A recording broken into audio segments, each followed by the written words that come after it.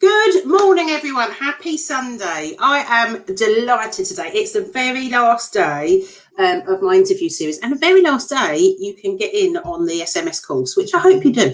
But I am very excited this morning because yesterday I was talking to Tabs, one of my besties, and today I've got the other third of the trailblazing trio with me.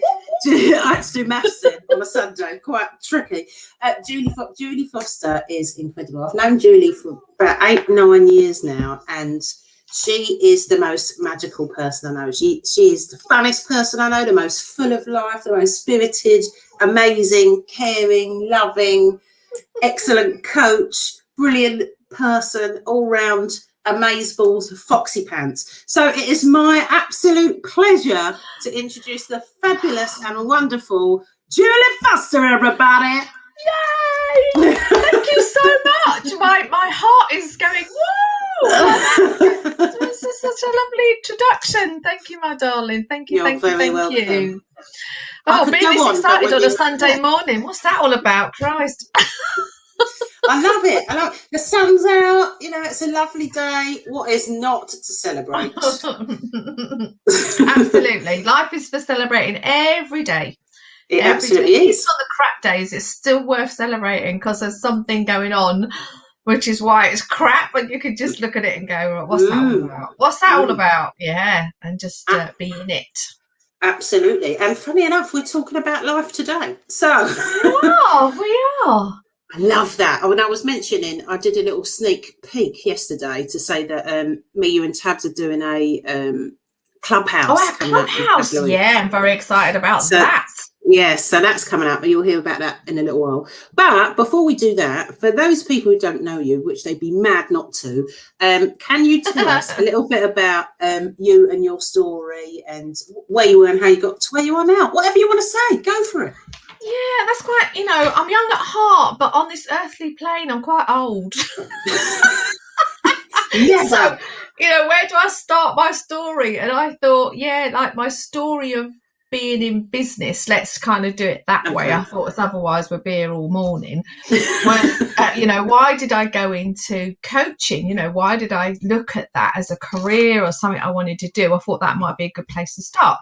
And it really started 22 years ago when my son was 12, and he had a traumatic event happen in his life which led him to have insomnia. Now, I don't know if anybody out there listening has had insomnia themselves, and I don't mean I can't get to sleep. I wake up and it takes me an hour. I mean, this is like I cannot shut my eyes. I cannot shut my eyes. I cannot lie in my bed. I just cannot. I do not feel safe when I am basically unconscious, out of control, right? That's what sleep is. You have to surrender to sleep. So I had this 12-year-old boy who was quite a big lad, who was acting like a 3-year-old in terms of his feelings of safety, security, confidence, and that manifested as not being able to sleep. So after about 8 months of trying to help this boy sleep, I thought, shit, I've got to go and learn, because I've always been a learner, lifelong learner, one of my basic principles. And I thought, I'm just going to have to learn about insomnia then, and what I can do to help my boy.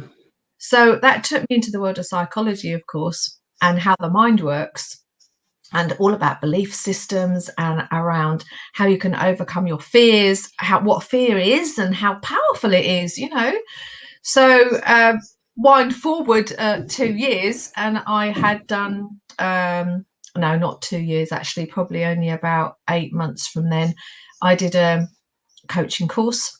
And as I was doing the coaching course, I was applying all my learning to my son. It was like my case studies, my son. But it worked, right? Like the more we got his mindset into the positive, into thinking that anything was possible, helping him to see what the truth of things was rather than the fear screen, that he had up. And his moment of breakthrough, if you like, was, I'll never forget it because it was really, really emotional. He'd gone from, at his worst, couldn't sit on a piece of furniture because he thought people were going to come jump out the furniture and get him. Couldn't be in the house alone. Couldn't sleep. Couldn't be on his own in a bedroom or anything like that. So that was his worst. And he came in from school one day and he said, right, Mum, I want you to come watch this. So go on then. So went into the lounge and he sort of did the, like boys, you can imagine, they do this flying leap. Yes. Look at this, whoosh like that, and just jumped and laid on the sofa, and he just shouted and he went, right, if you're gonna get me, then just come and get me. And I was like, fuck.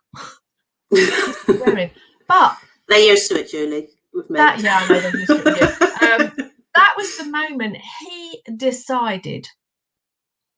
It's so important for anyone listening, contextually in your life, you want anything, the moment you make that solid decision, then that's the moment you start moving forward. That's the moment that you leave the fear behind. That's the moment that you've decided that you've had enough, right? And I know I have coaching clients and I say to them, well, you will not change until you're fed up enough. I don't use that, I swear then as well.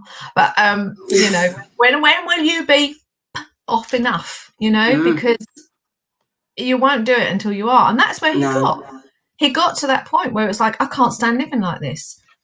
If we fast forward then to 5 years ago, my husband died, and that was a really traumatic time. I'd had a year of breast cancer. I mean, it all happened that year, didn't it? I was like the Queen. It was my annual horribilis or whatever she calls it. So I can't say that word. So I was sort of thrown into this horrible year of breast cancer. I got over that, thank God. I'm here 5.5 years later, and I'm very, very grateful for that, and for all your support during that time, lady.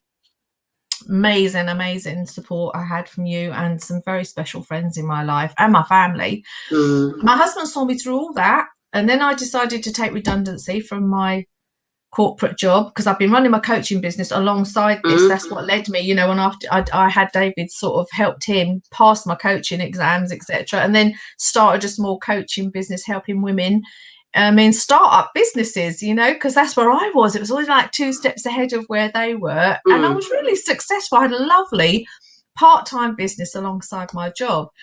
So I'd been in the police for 15 years, dealing with people's grievances and helping them get along. Basically, my job was help people to get along, right? Get over their arguments and stuff. And did I use coaching? Oh, yes.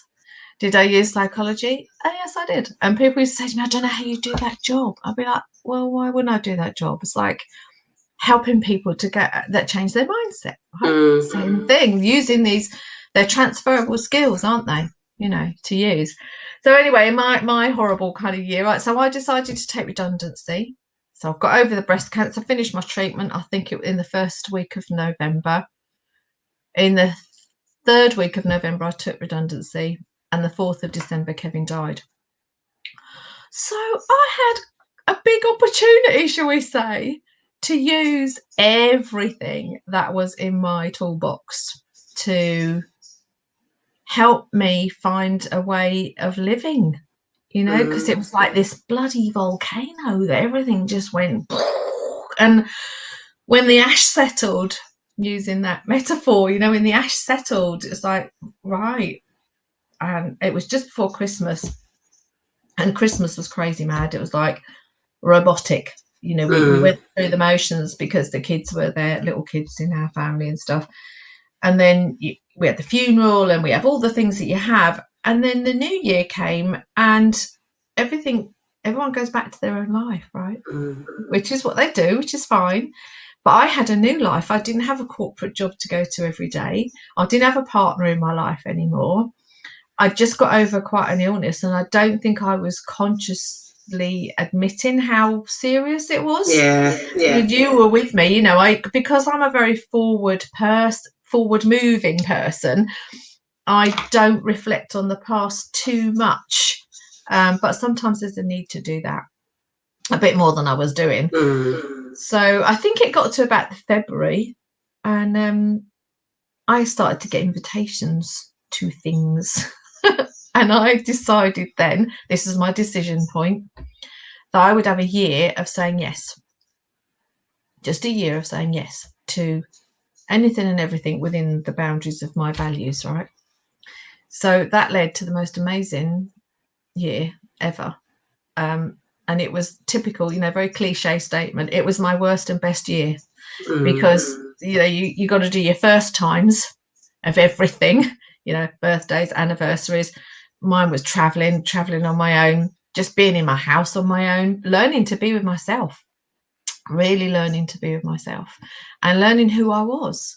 So now in my work, I very much do that, teach people, help people, show them how to be in their own identity, in their own individuality. Because when you lose a partner or something big in your life changes, like you might start a business, that's a big change, huge learning curve, huge.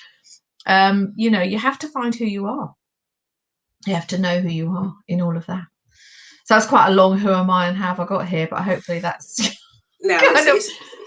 potted as I can make it. It's a long time. It's amazing. And I think, one of the beautiful things is about you, and I know I always say it and you know it, but it's true, is like you're just relentless in the pursuit of life, like it's almost like things obviously get everyone down, but like you will pick yourself up again relatively easy. And what you're amazing at is like telling people, like I don't think you were in the beginning necessarily, but now I think it's been all of our learning, like as our tree owners, to just talk about it and talk about the things that are going on and when it's not right, and trying to do our best to live our best life, really, for ourselves, not for anyone else. And I think when you have loss of any kind, it's a massive shock, because for me, like I didn't have someone die, but I had loss, and of course you did. To have a different life where you are on your own and you do have to things on your own. And I'd been, a bit like you, from when I was very young, had a partner from like 18 and had never been on my own before. So you almost have to learn who you are again, because you're not part of that unit, and that's a massive part of your identity. So I get it, but it can be really hard. But I think whether you are in a partnership or not, it's essential to learn that, like, about yourself and who you are and absolutely. what you want. I'm glad you brought that point up, because obviously my story is sort of quite a catalytic moment when things changed. A lot of things changed. But during the 41 years of marriage, doesn't mean that there weren't times when I thought, am I really being me here? Who am I? Am I just, and I won't excuse that word, am I just a partner? Am I just another person in this partnership? Well, no, you're always your own person, but it's how much of that you compromise for another person that matters if you're in a partnership. And it's the same in business, isn't it? It's like, who do you want to work with? Who do you want to serve? Who do you want to sell to? Your lovely program is all about that, and it's when sales isn't icky, it's because you're selling to people in a way that you're serving them, and that's what you want to do. And that's the same. What kind of person do I want to be in a partnership with my clients?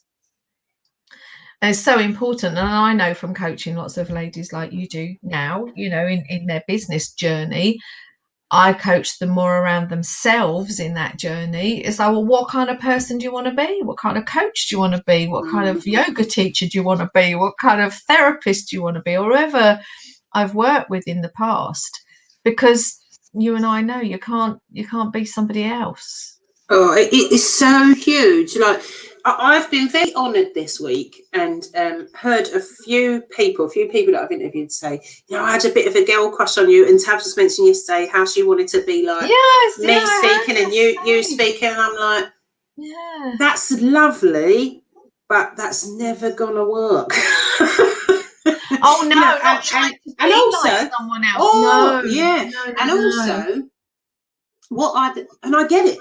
I totally get it, because we've got all these flashy, shiny people on social media and they do that, and you go, I just want to be like them and have them results. But you don't. I think the distinction is you might want the results they've got, but you never want to be anyone else. And I think that this is a problem, like with us seeing the externalism of social media, is like, at the time, probably at some of those times when people were like looking at me and going, oh, she's amazing, she's got all her shit together, she's so confident. Yeah. I was having a horrific time behind the scenes. You know, for sure. I probably didn't realise it then, but I think about it now and I'm like, you do not want to be me right now. No, I totally get it. I tell you what, the feedback I've had from lots of people, even from you probably, is the word that a lot of people used was, oh, I dealt with my grief gracefully. Yeah, you did. And I'm not sure what that means when people say that. But for me, I did a lot of my grieving privately. So same thing, I might have looked really put together on the outside, and I was doing a lot of things in my year of saying yes for sure, and I was having a great time. Does that mean I wasn't having a shit time? No. You know, at the same time I was having a duvet day. I was having I remember once I was driving and the grief thing sort of like came up like this huge wave. And I was driving and I thought, oh my God, I can't let this happen. At this moment in time, I cannot let this happen. And I'm going to kill myself or somebody else.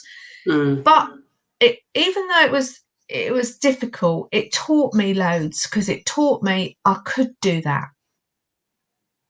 But you don't want to be doing that very often.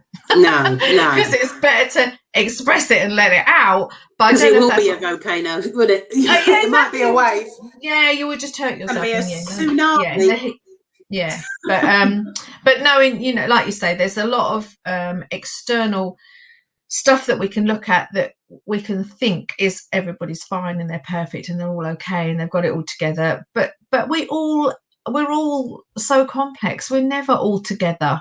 No. We're never all perfectly okay, and we're never all on the ground and flat and can't do anything. But my philosophy, as you just said, it's always been, and this wasn't just when Kevin died, that was just my life anyway, was just always to be a bit Pollyanna, right? It gets on people's tits sometimes, the fact I'm a bit Pollyanna, and I know that. When I worked in the corporate world, my HR director, she used to say to me, oh, Julie, for goodness sake, can you come back from Narnia? No, actually, I quite like it in Narnia. Quite like being a bit of a Pollyanna, because that's mindset, right? Isn't it? It's going, right, well, actually, what if I took a positive view on this? What if I actually looked at this a little bit differently? Well, maybe I'd get a different result. And that's the truth. That's what happens. Absolutely. You know? And we are all so socially conditioned to think things and believe things. That's another passion of mine. I'm sort of pivoted my business now into helping widows. Doesn't mean I won't help anybody that wants it, but you know, I'm quite passionate about that, because I see a lot of women who are grieving, who it appears to me, again on the outside, that they're kind of behaving in a way that they've learned that's how you behave. You know, a bit like the Queen Victoria is a great example. She led a whole nation, a world probably, of women in widowhood to learn this is how you do it, right? You put your white cap on and your black clothes and you isolate yourself and you never enjoy life again, not even your children, because you are so bereft that you cannot live your own precious life, right? What did people say? She was a leader. Like, lots of people looked up to her. She led culture. If you go to some different cultures around the world, the loss of a partner is celebrated, hugely celebrated. And the women that have lost their partners, they're supported by their other women in their tribes, let's say, but they're not expected to give up their own life because they lost their own partner. You know, it's like, no, let's live. We've got to live. Our life is precious, whatever context you put that in. And I think if there's one thing that shows you about loss, it's like, you know, I lost when I was younger. I lost someone very young, and it made me acutely aware that life is precious, and you never know when your day comes. You don't know how many more days you've got above the ground. So it's almost like you have to take these learnings and you don't always, because sometimes you have shit days, but for the most part, it's to remember that you're above ground and breathing. That's a good day. You are, and I think it's a huge part of the work that I've always done. I never really labelled it like that until recently, but I suppose it's just about really honouring yourself, really honouring who you are, what you have to bring to the world. And we've all got something to bring to the world. You know, listening to Tabs yesterday and Jade the other day, you know, like it's the fear keeps us hidden, which I think you were saying as well the other day about, you know, it makes us selfish not to get out there with it. And, you know, I'm on that journey now because I've decided to help widows. I've got to come out of my private grieving and get my message out there if I'm going to really help people. You know, and that's where I am at the moment. Absolutely, honestly, it's I haven't broken through that yet. I've still got a bit of breaking the eggshell, you know, to kind of like pecking away at it. But it will go because it's too important not to. Yeah, absolutely. And I think you just got some things are just scary, you know, like I think it's like the Brené Brown stuff, really, isn't it? It's like being vulnerable is the most courageous thing you can do. You know, it's not a bad thing to be vulnerable. It's a really important thing because when you share, it's just like I've said, you know, trust me when I say, and Julie can verify, it's not all sunshine and roses for me. I might turn up on him and go, hey, good morning. It's not always that way. Julie and Tabs especially get many a snot-filled, cryy message. There are many Zoom calls we have done, the three of us, where there have been lots of tissues and snotty things going on, and it's but like it's important, isn't it? Because you feel, I suppose, you know, talking about us three or other groups we've got, or friends we've got, family we've got, when you're really safe with somebody, you can be really vulnerable. And when you're in business and you're a trainer, coach, thought leader, mentor, consultant, whatever that is, I think there's an element of not feeling quite safe with some people. Yeah. You know, so that's what holds us back a little bit, because I don't know if I feel safe going out to the world, you know. I mean that Facebook lets free people see your post, right? But in your mind, you think, oh, this is going out, you know, like into the world. And just to share a little bit of a recent thing that I've been doing to help me do that breakthrough is I have been speaking to each one of my grown-up children about what I'm about to do, because I think I realised a couple of weeks ago that was one of the blocks, you know, because it's very personal for them as well. And of course, the feedback I got from them is like not unexpected, really, once I got it. It was like, yeah, do it, Mum. Yeah, do it. It's like, it's fine. No, whatever you do, it's fine. I just like to do it. And I'm like, okay, so how long have I been letting that hold me back? Okay, and all it needed was a conversation. But I had to be vulnerable with them. Yes. First, and like go, look, I'm about to sort of do this stuff, and I hope that it's okay with you, and you know, and I will do it respectfully, of course. But it's not about them, is it? It's just about me. It's how I wanted to do it when I was ready to do it. Yeah. And this is a thing that I've heard a lot. Like, obviously, I've been having a lot of conversations this week, and it's like I was having a conversation. It makes me laugh because this was me. I'm not being horrible about this person I had a conversation with. Right? I won't mention them. Warning. Warning. I'm not being an asshole. This just makes me laugh because I remember this. Right? Yes. In my challenge, I told her, you know, how many. This is a common question asked. How many posts are you doing a day? Yeah.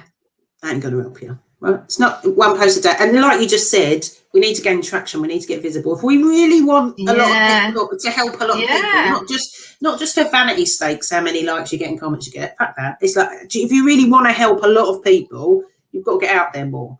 Says me, who don't always do that. Just putting it out there. But I said, you know, you've got to do at least 4 posts a day. She's like, I can't do that. I'll really get on people's nerves, and people get really aggravated, and people want to follow me. And here's the truth about things like that. The content or whatever, sharing your truth, whatever it might be, it doesn't have to be business. But who cares, right? And number one, the fact is, there used to be this statistic that said it takes 7 touches for someone to get involved. Yes, That is I no remember. longer true. It's like 70 odd now, I think, is the recent research. So it's Right, 10 times the amount, right? So it's like that if you went and done a poll of 100 of your Facebook friends and you called them all, say on the phone, not that you would, but say you did, and you say, have you seen my post today? I reckon 97 of them would say no. Right? Yes, that's true. And you have to go, well, you have to think about that. It's like the more I post, the more likely it is that more people will see it. And humans have choice. This is the thing, is it's not your responsibility how other people perceive what you're doing. And I know that's true in your version of Lost. It's like, if people don't like it, they have the choice and the responsibility to unfollow you or bugger off or unfriend you or whatever. And that's a good thing, because you only want to be connected with people that want to be connected with you. People that don't, it's like a filtration process, and it's the same in life, friends, whatever. Dating is a big one, we've all been through that as well. It's like making new friends, making connections. If people don't like it, you don't want them to be in your life. You don't want to please everyone and do everything. No, that's hard. That makes life really hard. I mean, just as you were talking there, I was thinking, like, one of the times, I mean, obviously you and I, not obviously to anybody listening, but we've been on this journey for, like you say, 9-10 years, whatever it is, and worked in business together. But there was one time I remember that because you're excellent at clarity, always really, really good at helping people get to really what they need to understand. And I booked a coaching day with you, and you came here to Stevenage, where I live, and we went to the Cromwell Hotel, didn't we? And someone else said, was it Tabs that said you turned up with your flip chart? It's like, anyway, you turned up with your flip chart. And I thought, that's Nat, flip chart, colour pens were on it. And at that time, I was considering consultancy work with local public sector councils and stuff like that, because you'd done your team stuff, hadn't you? And I remember thinking, that looks really what I'd like to do. I could do that. And just viewers listening, by lunchtime, I had got my value for the day, because the clarity I got by working through the process you took me through was to absolutely, without doubt, know that was never what I wanted to do.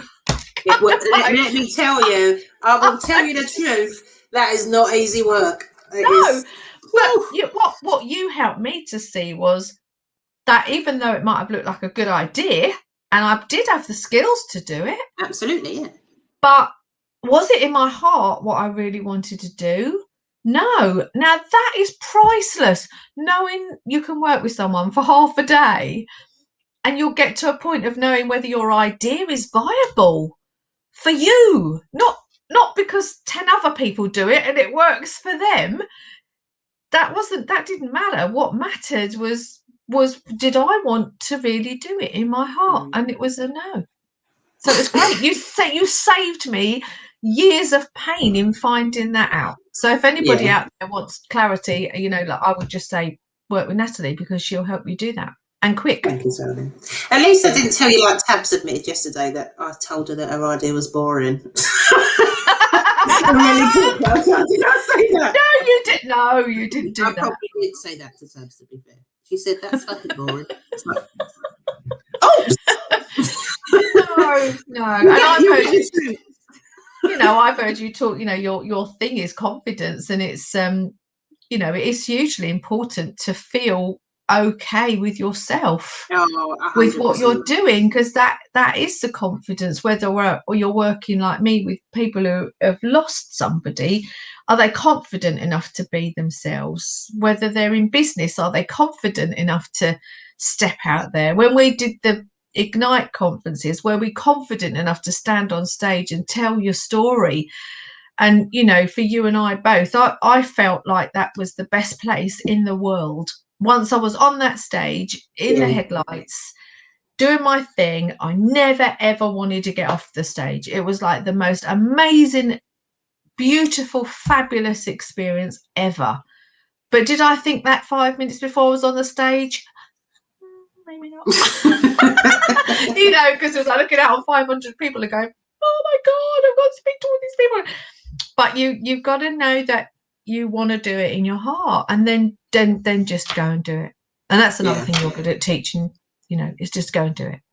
You got to, and it goes back to what we talked about, looking at other people and going, oh, I want to do that, which is a little bit like what you said. It's like, yes, you can follow other people's business models, but what I've learned over my years in business is like, there's no one set business model that works for everyone. You've got to understand what you want to do and what you don't. And what most importantly is like that, the method I teach really, and we touched on this very briefly in the challenge, was like, what brings you ease to do it? What feels easeful? Not like, that doesn't mean you don't do anything. That just means what feels good to do it, what feels the path of least resistance. You know, what's going to make you profit and what's going to bring you joy, because you can have easeful and you can have profit, but if it doesn't bring you joy, the probability is you're going to give up. That day in the challenge and the days when we've worked together, you know, it's a really, really good exercise to take yourself through, because you can do modeling, you know, if you look at NLP, neuro-linguistic programming and stuff, and you can model what other people do. But it's like clay. I always think of modeling like that. Well, I could look at, you know, art. Oh, I've always got props. My little man here. My little. Anyone remember him? Do you remember him? I do remember him. Tony Hart's little man, the artist that used to be on the TV. Yeah. I can't get him in the camera. There you go. There he is. But I could get a bit of plasticine right now, and I could think, oh, I want to make a model of him. But would my model look exactly like him? Exactly like him? No, because my interpretation of him is the first point. How I see him is my interpretation. You might see him, you probably do see him a bit different than I do. Mm. But my modeling would be my fingers, my energy, all of me going into making my model of this little man. And unless I've got a mass production line making this little man, I'm never going to make another one exactly like him. No. And good job too, because life would be bloody boring. Oh, it'd be so boring. If we were all the same. You know, you've got your underlying principles, values, beliefs. That's what you build your model on. But you've got to be yourself. You've got to be yourself. Yeah. And selling's so important in, you know, understanding that in selling is really important, isn't it? But this is why, you know, no one's problem is selling. Everyone thinks their problem is selling, and I may be doing myself out of a job here, but it's true. I'm not really. Never. There's a point to my point. Like, no one's problem is selling. Your problem is clarity and confidence. And once you've got that, you'll want to do it because you'll be motivated to do it. And that's the thing that is you sort of understand the fear that's making you think that you're not good at sales or can't sell or not getting enough sales or whatever it is. But once you just understand that fear is not reality, and you build your clarity and confidence, you can't, and you really understand who you want to help. You do get the premise that I talk about. It's like, why would I not help those people? So then that's when it becomes easy to sell. Yeah, I think the biggest lesson that anybody going into business will learn is and I think you did, I don't know if you did this or someone we were talking like, or I've seen it many times anyway, but you could be working for a company and selling little yellow men, right? So I could go I might feel really happy about selling. I didn't know he was going to feature in this. It's interesting, isn't it? I could be really good at selling him because I could talk about him and what colour he is and what he feels like and what he does and how he makes you feel and all that stuff, because he's like over here and that's what I'm selling, and there's not, the spotlight's not here, the spotlight's here, and I could sell thousands of him, and then tomorrow he's not there, but I've got to sell me. And everybody that goes into business experiences that moment when they were damn good at selling this. Now they're like, oh, don't know if I can sell myself. Yeah, absolutely. But that's an input. There's so much. I won't go on because this video about 3 hours. People need to work with you if they want to know all of your gifts. If they want to know everything that you do, they've got to come and work with you, haven't they? And it's Sunday. You've got to enjoy the sunshine. But I will say this: is like it's never your stuff. Like, we put so much stuff on, who would buy me? Who would want to buy from me? What do I know? How experienced I am? I haven't got this many qualifications. There's not enough certificates on my wall, blah, blah, blah, blah, blah, blah, blah. But the truth is It really isn't about you. And also, your products and services aren't you. They're just something that you have created. And it always, the focus should be on the people that you're trying to help. And that takes away from our egotistical nature when we go, oh, it's all about me. It's not. And when you start focusing on the people you want to help, everything gets infinitely easier for everyone, including your prospects. It does. Yeah. I did a little, just to kind of maybe finish off as something, a point in my life where I learned loads about that point. I was very lucky to go on a presentation skills course, I don't know, 25 years ago through my company that I work for. And they did it through a drama school. So we then went there for 4 days, right? Intense, like break you down, build you up sort of stuff. But what I learned, we had to do 3 minutes, I think, or 2 minutes presentation at the end of the week. About what you learned in the week and what was good for you. So I went and I got then a little Insta camera thing, that we used to actually put a film in. See, I told you I was old. I remember those. You're not that old. Yes.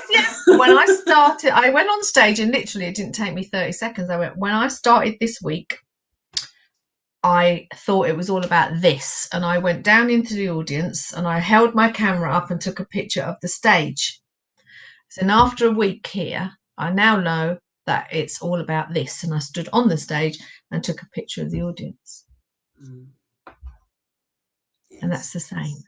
Presentation skills, selling your services, helping people, being out there in the world is you should always have your camera focused on your audience, not on yourself. Yeah, I love that. Thank you. So beautiful to finish with. So if people want to find out more about you and how they can work with you and get involved, what do they need to do? Yeah, the best point really is to go to my website, which is really easy. You can see my name underneath my face here. It's julie@juliefoster.co.uk. Or I have a group in Facebook which is called A Widow's Hats.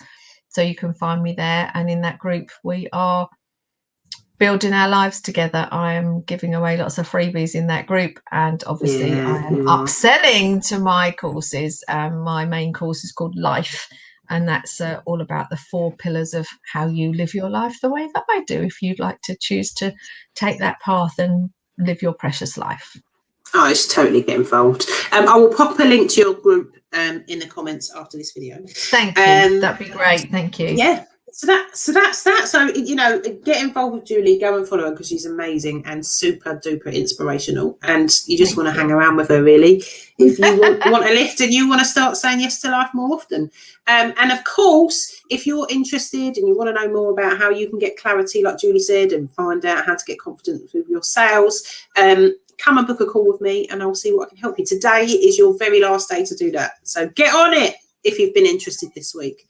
So thank you very much, Julie. Do what she says. Do what she says. I know, it's confusing, isn't it, when you're backwards? Yeah. So I hope you all have a fabulous rest of your Sunday. Thank you so much, Julie, for joining me. And you're welcome. I've had such fun. It's been great. It's been great, isn't it? But if you're interested, keep an eye out on our profiles because we've got something sexy coming for you soon. Yay. Okay. More of this good stuff. I know, it's amazing. Lots of love, everybody. Goodbye. Bye. Bye-bye.